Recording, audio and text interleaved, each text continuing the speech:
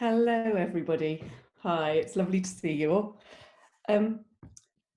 We're going to be here doing Getting Through the Cracks, which is a series of talks that's been set up by Theatre Alibi. I'll just wait for Sally and Ross to join us. Hello, Sally. Hi, nice to see you and be here. Hi, I feel Hello, like Ross. I'm on the phone, and I love it. Oh, it's good to see you both. So this is Sally Cookson and Ross Willis, and we'll be talking a little bit in a moment about the show that they're currently working on, Wonder Boy. But before that, let me just tell you a little bit about myself and Getting Through the Cracks. So I'm Nikki Sved, and I'm the artistic director of Theatre Alibi, and we're curating this series of talks that's been going on since last year and into this year. Really began in the thick of lockdown. And the idea of the talks is really to give people a chance to hear other practitioners talking about their work and the ways in which they have made it and the ways in which they've worked with audiences on it also. And talking from personal experience, I know that I can listen to people talking about what they've done, and that it actually, I can run on those conversations for the next 6 months in on many occasions. So really, it's a chance for a bit of nourishment, and it feels particularly valuable at a time like this. I ought to say thank you to our partners. So we're working together on this with Exeter University Drama Department and also Acetage UK and PYA England. So thank you. And today, what we're going to be doing is spending a little bit of time talking to Sally and Ross about the show Wonder Boy. And we'll talk for a little while at the beginning about the process itself. And then after a while, you'll have the chance to ask questions yourselves. So you'll see in the bottom right-hand corner of your screen, the Q&A button. So if you click on that and pop any questions that you have for Sally and Ross in there, then we'd really like it to be a conversation as much as possible. So pop your questions in there, anything that you might have thought of beforehand or that get inspired by the things that you've heard. And we'll get back to you. We could either read your questions out, or else you're very welcome to come and ask us yourselves, and that gives us a chance to chat to you a bit, which would be great. So do pop them in there. And then also there's the chat. So do feel free to leave any thoughts in the chat for us, and introduce yourselves to each other as well. One of the lovely things about these talks is just that it's a coming together of people at a time when it's hard to come together. So do pop any comments in there and say hello to each other, and let us know who's here. And at the end, we'll also be giving you a chance to carry on the conversation. I'll tell you more about that at the end. I don't want to weigh you down. Okay, let me tell you a little bit more about Sally and Ross. I've been going through this and it feels like my Desert Island Discs intro moment. So, and I hope I've picked the things that you would want me to from your CVs. So if I say a little bit about Sally Cookson first, I'm sure that lots of you will have come across both Sally and Ross. Sally's worked extensively as a director in the UK, including with the Old Vic in London and the Bristol Old Vic and the National Theatre and the Duke of York's and the Rose Theatre Kingston. Most recently, it's hard to say that anything is recent now, isn't it? But most recently, Sally has directed The Monster Calls at the Old Vic, which was also at the Bristol Old Vic, wasn't it? That's where it began. The Lion, the Witch and the Wardrobe at the Bridge Theatre and Peter Pan at the National Theatre. She's an associate artist at Bristol Old Vic, where productions include Jane Eyre, Sleeping Beauty, Peter Pan again, Treasure Island, and many more.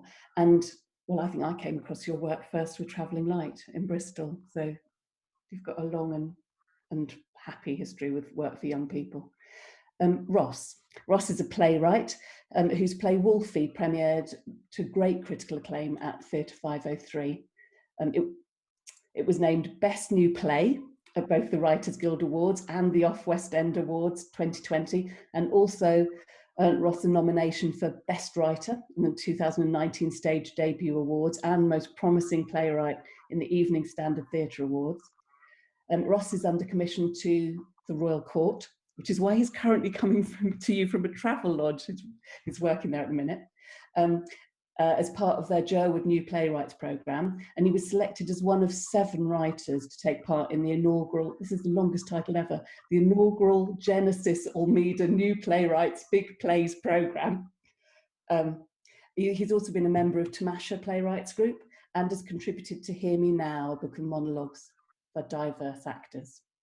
Okay, I hope I've done you both proud with what I've said, but it's a real pleasure to have you here, and really interesting to be talking about a piece of work, Wonder Boy, which actually hasn't come to the stage yet. I mean, it's the first for us in terms of conversation, so it'll be interesting talking to you about something that's in process. I wonder if it's useful to start just by giving us a little picture of the beginnings of the project itself. So if I talk about the project first rather than the writings, I'll come to you on the story itself, Ross, in a moment. But Sally, could you tell us a little bit about how this project just came into being? Yeah, well, it was a really lovely experience finding out about this play.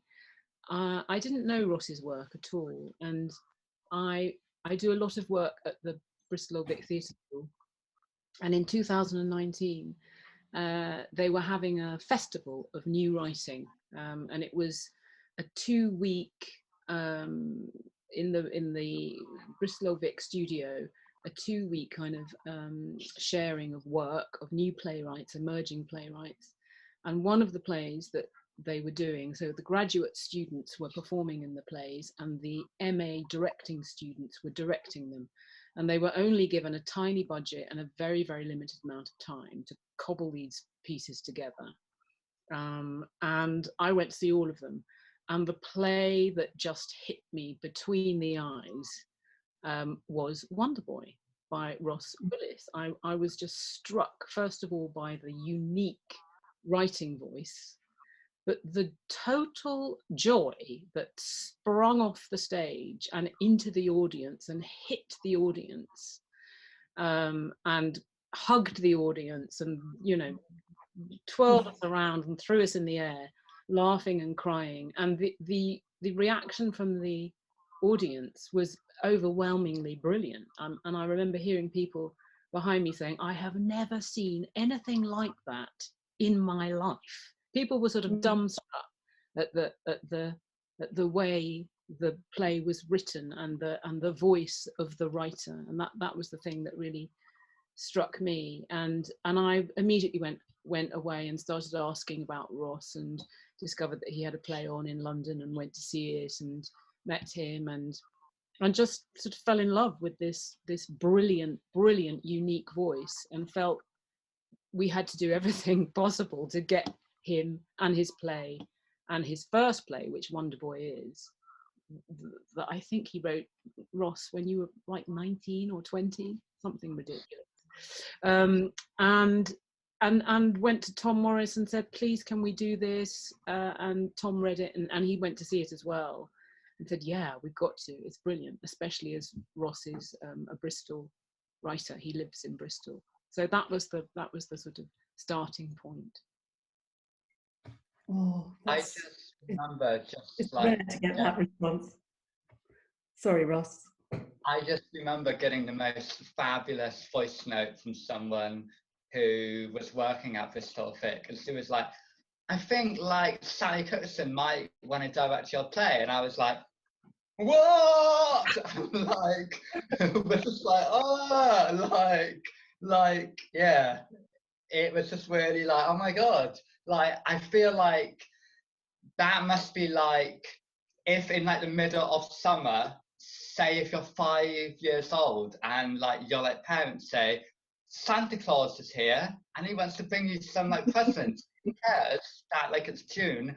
And it was just like the most surprising, wonderful thing like ever to like come to my phone. I must also say that it was directed by an MA student at the time called Claire O'Reilly, and she is a super talent. And we were really hoping that Claire could be part of this project, because she did a fantastic job on it. but unfortunately she's become so successful that she's not available. She's been assisting Ian Rickson on his last 2 shows, and she's got her own work happening, and she's been really interested in the development. So we've had lots of conversations together about it, but sadly she's not going to be around to be part of it. But she did a fantastic job, so I need to just make sure everyone knows that she was the one who brought it to life first. Oh, that sounds very wonderful. Ross, had you seen Sally's work before? Yeah. One of like Sally, you're probably sick of this story because I feel like I've told it to you like 100 times. But I just remember watching Jane Eyre because I used to work at Bristol Old Vic. And when you work at a theatre, you kind of start to hate all the shows because you have to watch them like 500 times. So you just start being like, I hate all these people. But just like watching Jane Eyre, it was just the most electric piece of theatre, and I had never seen any like theatre which like made me like feel like that, and which like uses like movement and music and text in such a in sync way. So yeah, Sally already knows that I'm like a massive fan. Yeah, she's like amazing. I from looking at your writing and having seen Sally's work, I can really see why you would find such affinity. Ross, more particularly about the sort of meat of the material, could you tell us a little bit about the story itself and what brought you to bring pen to paper, really? So it was written on a programme called Writers Lab at Soho Theatre originally, in which you basically spend 9 months developing a play. And I originally was going to write something else until the first day we had to do a exercise where we all had to read a line from a script out loud. And I always thought, like, though I have a stammer, suddenly I felt myself being like, fucking hell, I'm going to have to talk in public. I'm going to have to read something in like public. Me as a person who stammers suddenly found that like completely terrifying. So I decided to write Wonder Boy instead of what I was going to write. And the play is basically about a teenage boy who has a very severe stammer, and he can't really communicate with people. And he gets cast in his school production of Hamlet, and now he has to learn to speak so he can basically say this one line. But it's also about the main character's mum has recently died, and she's died in a horrific way that he hasn't really got the language to really speak about death, because there's like kind of no words to like speak about when you lose a parent. I feel like we as humans, especially like young people, we really struggle to like communicate that. So it's sort of about that as well. I feel like I explained that really badly. No, not at all. Not at all. I mean, it's hefty material, isn't it? It's brave material. But hopefully it's done in the most, so like, I really love theatre, which could literally only ever be theatre. Like, so like Wonder Boy couldn't be a TV show. It couldn't be a radio piece. It literally can only be theatre. And it feels like it's like inherently live, and it's really mischievous, and it's not the kind of play which is like, I don't think it's trying to be a piece of naturalism, because that would be boring. Never. That's exactly why I was attracted to it, because of the combination of the gritty, real issues that are at its heart, but also the fantastical world that we are propelled into. So it's sort of magic realism in a way, which I'm always looking for, stories that tell, stories in that way. And there are the most brilliant challenges for theatre makers in this piece.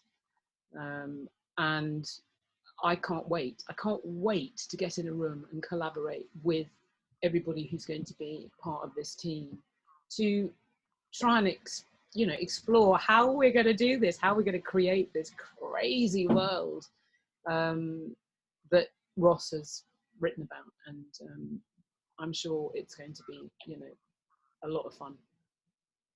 What stage are you at currently, Sally?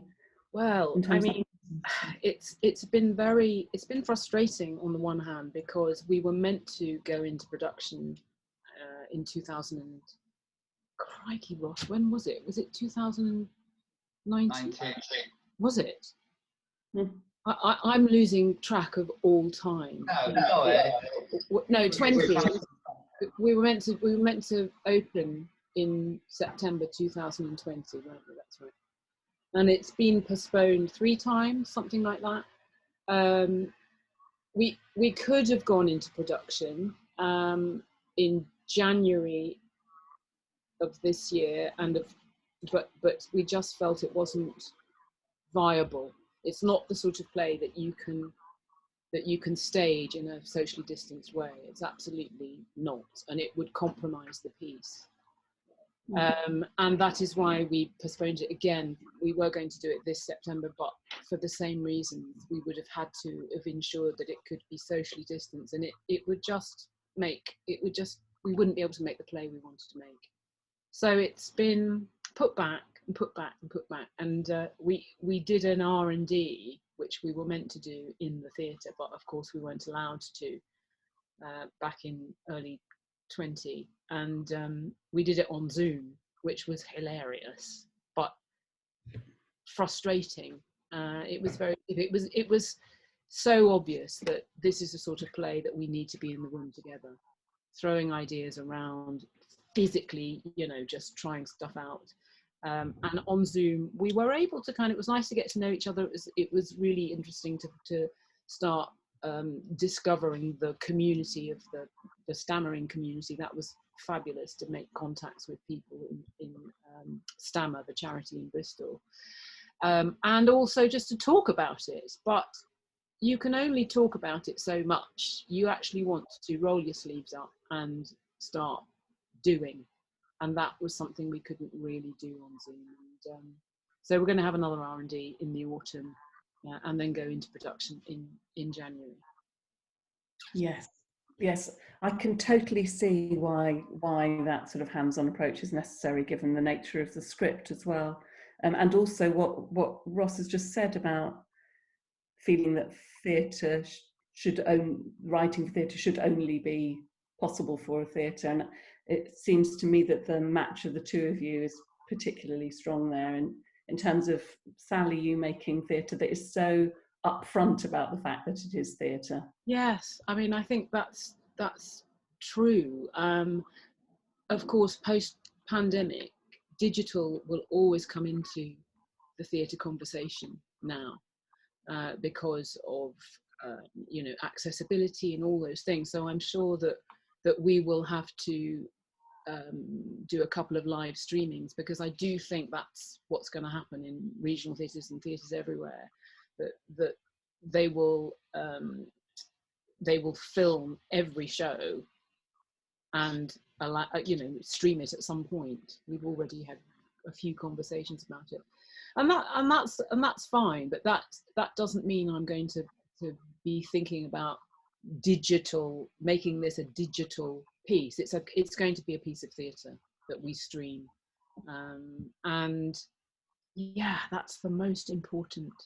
The fact that we are telling this story with a group of people who are sitting in the auditorium with actors on stage, and we're connecting with each other in the space and sharing right now. That's what this piece needs. And I feel like as well, whenever you make a piece of theatre, and whether the audience are watching it actually at the theatre or they're watching it at home, you just always want to make theatre which makes people fall in love with like theatre and like what you can do with it, with like theatre and the language of theatricality, which you just can't do on like TV. Like we couldn't do this play on like TV, but I think it's so exciting that like people are going to be able to watch this play like maybe at like 5 a.m. in like, and they'll be able to stream it, and I think that's like that really like excites me. And but what like doesn't worry me is that I feel like a lot of that work is still going to be inherently theatrical, which is really what I'm like that's why I choose to work in theatre and like not do a lot of TV, because I'm just like, yay, theatre. And I think some of the ideas for the streaming might involve just you know, rather than just facing a camera end on and filming it with a few cameras and having interesting shots, we might think about, I don't know, looking into the wings and filming actors backstage and zoning in on the audience, so that you look at the whole experience of watching a piece of theatre rather than just honing in on the stage. I think that might be quite an interesting new way of streaming work. Yes, I'm sure there's a whole tranche of work to be done on looking at the specifics of streaming theatre and making it its own thing. Yes, yeah. We're at the beginning, aren't we? Yeah, and you can just see little whispers of what might be possible, I think, from watching people filming things with the auditorium behind them, in fact, to yes, I mean, it just reminded me, I was very inspired by a piece of opera that I watched recently on BBC iPlayer by my friend Selina Cadell, who directed it. It was Turn of the Screw, and they'd filmed it in Wilton's Music Hall, and the streaming of it was they used the entire theatre, and they went outside, they went under the stage, they went into the dressing rooms, they filmed the cameraman. It was really, it exposed the whole thing, and it was beautiful. It fed into the story, so I was very inspired by that and would like to nick some of those ideas. Oh, I'm all up for nicking. I think that's part of what this whole series is. Exactly. There's no such thing as an original idea, is there? Been done before. I think, I mean, following on from some of the things that you've been saying and some of the sort of really delicious challenges that Ross is rolling you, and we'll put a little link up to the Guardian article that you wrote, Ross, which gives a snippet of the play. I think that gives you something to sort of hold on to, although it's always hard to understand what something might be from the writing, which is is an element. It gives a sense of what Sally has been handed, including things like an image of eyeballs popping up through the floor, for example. Do you want me to read through the scene? Do you want me to put it up and talk through it, or just read? It's actually on the. People can click on the link now on the chat. Hattie's just put it up, so you could have a little chat about that. And it would also be really interesting to get some insight into how you and Ross are working together from that, because I know, in a strange way, in children's theatre, working with a writer is not the norm. And I remember in one of the first chats that we had on here, somebody asked about writers, specifically writers for young people's work, and there was a bit of a strange silence over it. So I think you're quite a rare beast in a way, Ross, and the choice for you working together is an interesting one. So it would be good, perhaps through that, looking at that scene, to have more of an understanding of the two of you. I mean, it might be worth me sharing the screen just so that I can sort of, I don't know. Do you want to do that? Yeah. Am I able to do it? Am I able to share? You are. I don't know whether you can. I can see whether Hattie will get back to me to tell me whether you I can. think I can. I think it's letting me. Yeah, okay, give it a go. Let's Yes, see. it says you should be able to. There you go. Okay, so you can see the extract here. A school hall, lunchtime, all the students around Sonny go blah, blah, blah, blah, blah, blah, blah. Sonny's unable to join in. I'm going to race through some of it and then we can talk about a specific moment. Welcome to Lunchtime Drama Club. Don't think of this as a punishment. You can do anything you want here. Jason, stop doing that. I thought it would be super fun if we could pass the pillow around and each say something we enjoy. I'm Miss Fish. I'm your new head teacher. I enjoy the company of my cats. I have 5.5. Pass it along. A fluffy pillow begins to fly to Sonny. It flies like a comet crashing to Earth. Sonny looks utterly terrified about speaking in public. The walls start to crack. Captain Chatter. Coming around that circle is a pillow of pure, fluffy evil. Sonny, work, mouth, work. The pillow flies faster and faster. The ground shakes. Captain Chatter, work, mouth, work. The ceiling collapses. Captain Chatter, get ready to attack on my signal. The pillow lands in Sonny's hands. Captain Chatter, it's okay, nobody is looking. 100 eyeballs come out from the floorboards. The pillow also reveals eyes and stares at Sonny. Captain Chatter, some of these people don't know you stammer yet. It's a chance to get it right. Just open your mouth. Pow! Sonny opens his mouth. Captain Chatter, my name is Sonny. The power of speaking in public. Kapow! Sonny, Captain Chatter, we're still winning, pass it off as a cough, the power of a fake cough, splush! Sonny coughs out laser beams. Captain Chatter, pretend you forgot the question, the power of deflection, boom! Sonny, Sonny stops time, 5, 4, 3, 2, 1. Etc., etc., etc.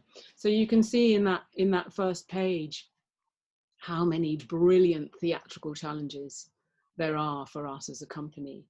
You know, first of all, this imaginary character, or is he imaginary? You know, he's a character that Sonny has illustrated, Captain Chatter, sort of superhero who protects Sonny from the rest of the world. And one of the things that we're discussing at the moment is the journey of Captain Chatter through the play, and whether Captain Chatter remains a sort of protective, helpful, good character, or whether he kind of prevents Sonny from developing and holds him back deliberately to have power over him.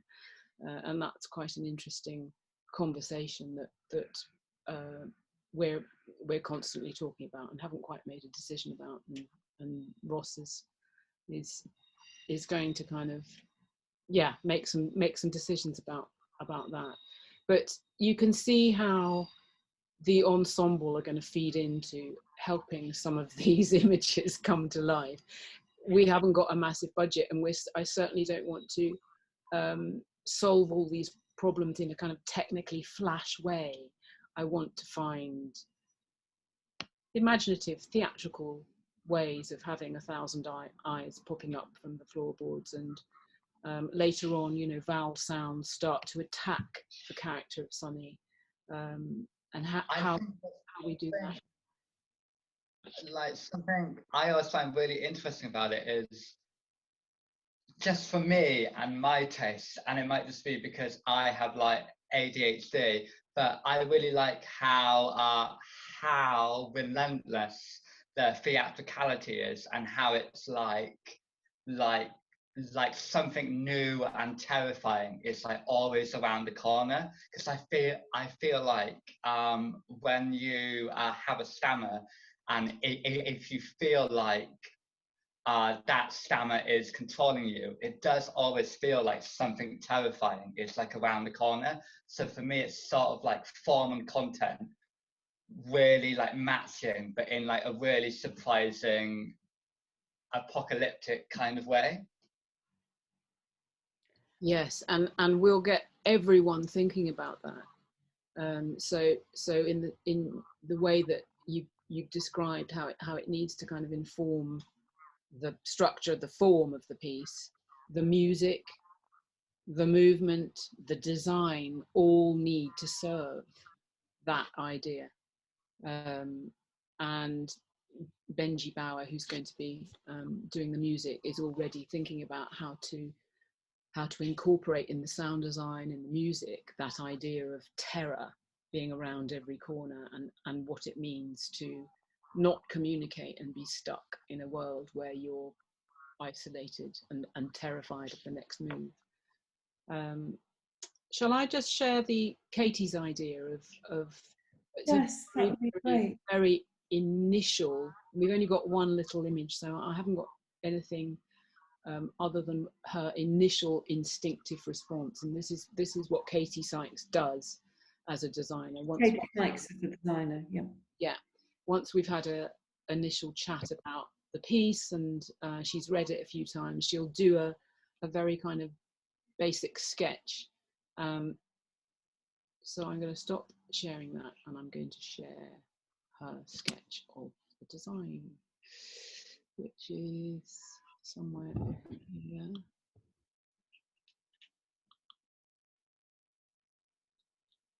So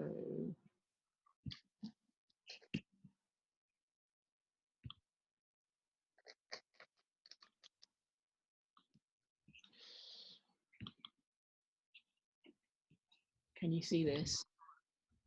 We can. So so this is designed for the Theatre Royal Bristol stage, and you can see I mean a lot of the scenes take place in a school, but they also take place in Sonny's bedroom and inside his head and in his imaginary space. The space goes into a kind of crazy world. So we wanted something that felt very open, that could immediately switch and change. And there's going to be live music. So at the initial immediate response phase, Katie put the band here. Since this, the band are going to be moved over. I think they're going to sort of go here, actually, where this door is. So this space here is going to be free, a kind of flat space, so that we can incorporate into the design creative captioning.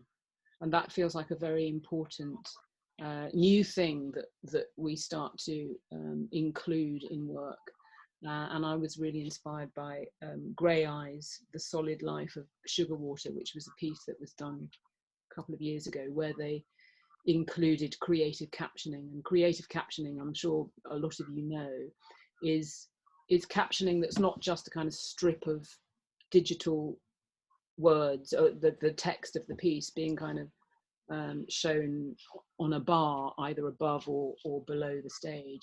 It's actually involving the designer and a video designer to put the text into the piece, into the design of the piece, and it still has to be really clear and verbatim, word by word, what the actors are saying, but it's shown in a much more imaginative way. And that felt, again, talking about, you know, hearing Ross talk about how everything needs to kind of connect with what the central character is going through, having the captioning shown in a very playful way will feed into that. And so we've actually had an R&D on creative captioning, which was enormously revealing, because there are so many aspects of it that you've got to get right in order for it to be easy to read. I mean, initially you go, oh, that's a brilliant idea, creative captioning, we can have it bouncing off the walls, we can have it dancing around, we can have it, but actually you want it to be clear, you want it to be easy to read, you want it to be beautiful, you want it to feed into the ideas of the story. So there's a lot of work to be done in order to make it look beautiful, to be imaginative, but also to be really clear. And we're working with Nottingham University, who are doing a lot of work on developing the technique, but we're also working with a company called Limbic, who are based in Bristol, who are developing it as well. So that's very, very exciting, and I can't wait to explore that in more detail. But that will be a big kind of feature. That's very exciting, and I'll be so interested to see how that emerges, because captioning can so often be regarded as a distraction, Yeah, and sort of fighting the creativity of the piece. Yeah, Such a valuable way of allowing people in. Yeah, and it feels like it feels like, I don't know, it just feels important to have it as part of the whole design of the piece, so that it's there for everybody. It's not just for deaf and hard of hearing. We don't want to have access on Monday and Friday of week 1 and week 5. We want it all the time, so anyone can come from those communities and watch it at any time. But also hearing communities will get something from it as well, and there will be a deaf actor. There will be moments when BSL will be the main language on stage, but at those points hearing actors can read the captioning to understand what's going on.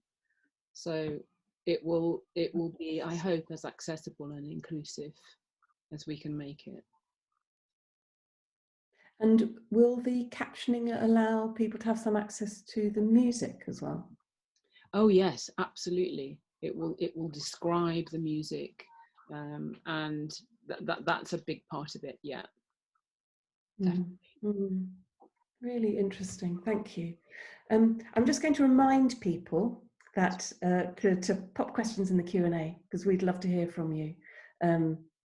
So that's just the little button in the bottom right-hand corner. I'm really interested to understand about sort of mechanics of the relationship between the two of you. So is the work happening prior to rehearsal? It's all happening on Zoom at the moment. But for example, Ross, do you imagine being in the rehearsal room? What's physically going to happen? I mean, the great thing, because we're doing it in Bristol, I live really near to the Bristol Old Vic, so there's such a, whenever Sally needs me, then I can come in, and yeah, so I'll definitely be there. Probably not for the whole 4 weeks because I'm lazy. No, but probably, yeah. Did I answer the question? I'm not sure I did. Before even the work that we've done so far, my pandemic was made a lot easier because Ross and I used to have these fabulous conversations about Wonder Boy, and they used to go on for, I don't know, ages, didn't they? We'd end up very focused talking about the specifics of a scene, or discussing a character and what needed to be developed, what we felt we wanted to change, what Ross wanted to change, and they'd start off really focused and very organized and professional, and a bit like Ross's play, they'd go into us talking about the craziest things, and we'd end up gossiping about God knows what. But those were really important conversations in kind of galvanizing our relationship, finding out how we kind of operated as artists, understanding that we shared a lot of the same kind of taste, liked a lot of the same things, not completely, but mostly we shared a lot of the same kind of taste, and that was very valuable, and those conversations are still going on, and we'd have several conversations, and then it was Ross's job to kind of work on the next draft. So there have been a series of drafts that have been developed and are being honed. And I think the piece is now in a place where it's almost ready to go into rehearsals. It's not, I think, Ross, you'd agree that it's not the kind of, it's not definitive. There's still kind of lots of questions and unfinished bits, but it's almost ready to take into a rehearsal room and for the company to, you know, do a bit of playing around with it. But we've spent time together, you know, just talking, and that's been a big part of how we work together. And then Ross will come in during rehearsals, probably at the beginning quite a lot, and then leaving us to get on with it, and then coming in and saying, I don't like that bit, can you change this? Yeah, I definitely think, like, I felt really lucky that during the pandemic, just like having something and having a theatre's backing, like having like Catherine, the like producer, like email me being like, we are still going to do your play, like has made me feel really lucky, because I think it's just been the worst time for like for like a freelancer, particularly like a relatively new freelancer who is in like those like first like 3 years, has just felt a bit disorientating. So for me, it's kind of been like like Sally has kind of been like a lighthouse, like a really useful, like something set in stone when like things creatively everything feels really up in the air. So like that's been really nice. And something else which has been like a tiny bit nice is just sometimes with like theatre, you never quite get enough time to really think about things. Well, like I feel like me and Sal had like months to literally think about like every single scene and every single moment, and really being able to make decisions which feel like embedded in time and embedded in the time we're currently living in. Because like the world has changed so much in like the last year, and a lot of that change has been for the better. So a lot of really like brilliant conversations about that, like as well, has been really great. And it's just nice to be able to have a gossip. It's telling us, but also, you know, tying into that has really informed how we want the putting on of the play to work. And out of those conversations that Ross and I had, we, you know, community, accessibility, making a regional theatre feel like the city own it and anyone can go into it. Those were conversations that we had a lot. And as a result of that, we are going to be working very closely with the engagement department at the theatre, who are going to be working in parallel with us. And in fact, what's brilliant about the rehearsal rooms at the Bristol Old Vic, they've been kind of, the architect designed them in a very democratic way. So you've got the rehearsal room for the work that happens on the stages, and then you've got the rehearsal room bang next door to it with a connecting door that is the engagement departments. So you're next door to each other. So the work that they're doing can feed into the work that we're doing, and we're going to really make sure that we know we're all connected, and it's all part of the same thing. And that's a really exciting, for me, a very exciting way forward, especially as, you know, I've come from education work and participation work and youth theatre. That feels really profoundly important, that we embed the work in what the engagement department is doing. I'm always banging on about how architecture really matters. It really matters. That door between two rooms really matters. Yeah. You've talked a little bit to me about the actual rehearsal process and the engagement department. I don't know how much that's involved both of you, but it sounded really interesting. I wondered if you could talk about the specifics of that a little, and then we have got a question for you, so I'll come to that in a moment. I mean, we're still kind of working out the logistics of it, and because it's all been postponed, things have to sort of get changed. But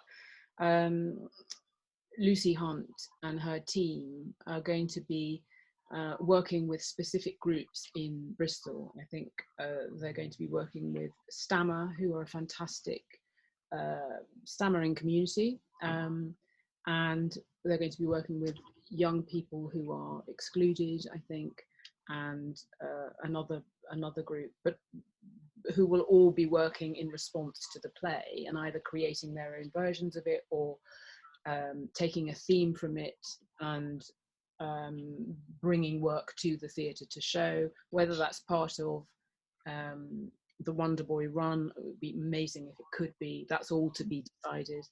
But also we're going to be hopefully bringing young people into the rehearsal room who are interested in making theatre, so that we're able to offer places where they can shadow some of the creatives, or look at what it's like to create a piece of professional theatre.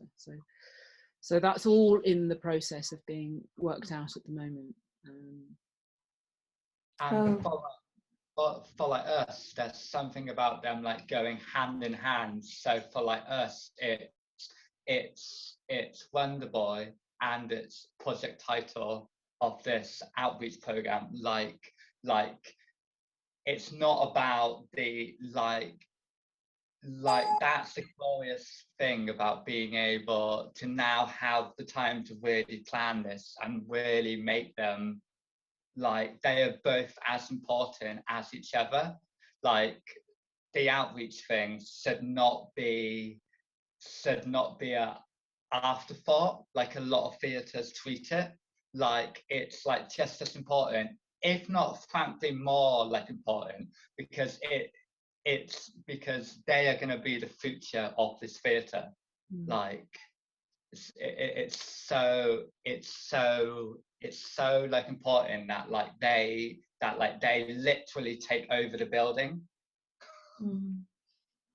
I often think that it's really key that any work that involves its audience and work that is performed for its audience, that they're not fighting each other, that one isn't seen to be better than the other, that it really works at its real best when they're tied in, like in the ways that you're describing. It sounds very exciting, and all sorts of things about the way that you're working sound exciting. And also I wonder, it sounds like you've both got a great deal from working with each other, and that there's something very key about somebody more experienced working with somebody who's newer to the industry as well, that works for both of you. Completely. Yeah. I mean, it's I mean, first of all, working with a writer, and that is something I want to do more of. I want to spend more time working with scripts, actually, just because it's good to change the way you work, isn't it? It's really good to just shake the way you work up and not get kind of stuck in a particular way of working. I found that actually did happen. That has started to happen. And so people sort of think I'm just a deviser and but no, I want to work on scripted pieces and work with new playwrights. So that for me is brilliant. New way of working. Fantastic challenge. I think it's always good to scale yourself a bit as well. Have to scale yourself. Yes. Yeah. And good to hear that there's something out of all of this that is at least afforded you time. Really, what a precious luxury. Yes, okay, this is a question from Alex Jackson. I suspect it's more aimed at Sally, but it links with some of the things that you've been talking about. As an early career director, do you have any advice about how to get jobs directing your own work at venues, pitching, and finding producers to work with? It's hard, isn't it? I think it's one of the hardest things. I've just been working with young directors at the Bristol Old Vic Theatre School who asked me exactly the same question. And I think the industry have got to take note of how difficult it is for emerging artists. And I do have faith that the Arts Council do understand that it's a real problem for emerging artists, and we've got to focus on making the opportunities. We've got to make opportunities there for them. But so I really hope that this pandemic is not going to make it harder for you. I would say just don't give up. You've got to endure and fight and knock on doors and do all that stuff that's really hard.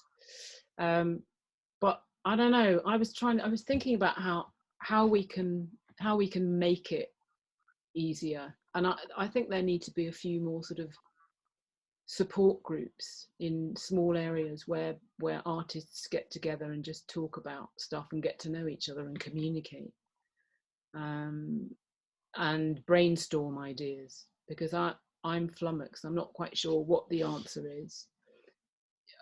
People who run organisations, the people who are in powerful positions, need to be more open. They need to listen more, and they need to give more opportunities to emerging artists. And we just need to keep on having those conversations and not be quiet about it.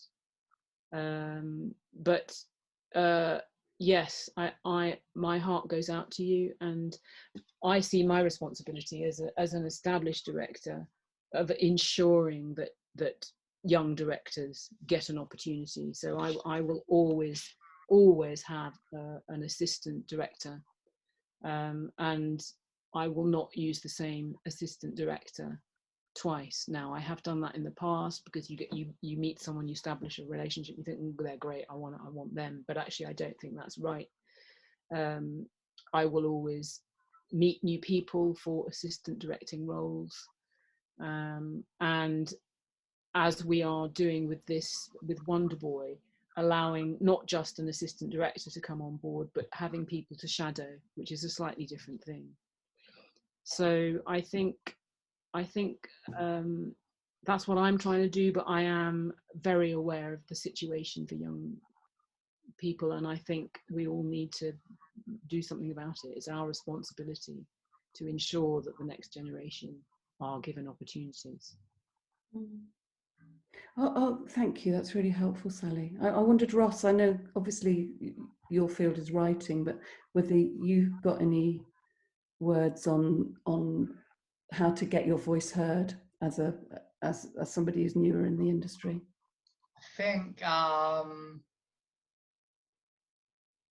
I think making your own work, of course, that comes with like a certain sense of privilege and time, but like not like taking work to folk festival, or like taking work to your local fringe venues. I'm a big fan of not waiting for like Rufus Norris to ring you. And I feel like maybe there's like, because how you learn to work, to like make theatre, is by like making it, and it's sort of like a muscle. And like I'm a big fan of like Beg, Burrow, and like stealing proper like grassroots style of like making, because that's what I did for like years, and it's like only in like the last two years when like people have been like, who's he? But like I had been like making a lot of work in like Bristol, in like really like dodgy places, in like toilets, and like found places, and it's only just now people have been like, who's that weird guy? But I think as well, it's playing the long game, and knowing that it's maybe going to take a really long time. I think as well, like writing to people whose work you love, particularly directors, like I don't think we do that like enough. And I think it's really finding just like really finding the work and people's work you like love, and like telling them that, because that can be a really great way to nurture relationships. Yeah, I don't know if any of that was useful. I think that's tremendously useful. And it sounds to me like there's something in the combination of what you're both saying. Because some of the things you're talking about, Ross, cost money as well, don't they? They do. Completely, yeah. I mean, there are also there are several brilliant schemes that I'm sure you all know about. I mean, just thinking about there's the Regional Theatre Young Directors Scheme, the Old Vic 12 at the Old Vic, the JMK Trust. I can put those in the chat if you want. That yes, that would be great. Or I'm sure that Hattie could do that as well, couldn't you, Hattie, who's squirreling behind the scenes effectively. Yeah. And yes, it's the regional director schemes, the Young Directors Scheme, I think that you're talking about. Yes. I'll see if I can put them in the Thank chat. you. It's okay. While you're doing that, yeah, I'm going to say a huge thank you to you both. Thank you. It's been fascinating, and I could talk to you. I could keep talking to you. I want to know more and more, and I'm so looking forward to seeing the production itself. And gosh, it'll be such a pleasure to get into that rehearsal room. It feels like there's so much to get your teeth into that really will it'll just you'll be able to revel in having people on the floor doing that work. Yes, there it is. It's popped up for any of you. Okay, that's great. Yes, thank you so much for your time and your thoughts, and it's been sort of interesting and exciting and engaging, and as I say, I look forward to it very much. What we're going to do is on the chat we're going to put in two things. One is a link to trusty feedback form. So it's very, very helpful for us. It's really not just a matter of course. It's really helpful for us to know any thoughts that you might have and things that you'd like to be hearing about. And also, there's perhaps even more important, there's a link to a Padlet. And I don't know how much you've come across that, but it's a bit like a sort of notice board, a virtual notice board, where you can just pop thoughts. There's just a little chance for those of you that have attended to talk to each other, and if you have any thoughts or questions for us as well, then just pop them on there, and yes, it's your chance to link up, and both with each other and with us. So Hattie's going to put, oh, there you go, there's the link there. So I hope you get a chance to talk to each other. It's sort of a precious time for those of you that are in the room together to be able to talk, and thank you very much. And then we'll be back on the 22nd of September with Natasha Gilmore, who's from the brilliant Barrowland Ballet. I'm sure that many of you will have come across her work, really wonderful work, which is both for and with young people. She's a choreographer in dance. It's really worth looking at her work, and do come and join us. And she'll be talking to Louise Catarega, whose specialism is also dance. So I hope you enjoyed that, and look forward to seeing you again soon. Thank you, everybody. Bye-bye. Bye. Bye.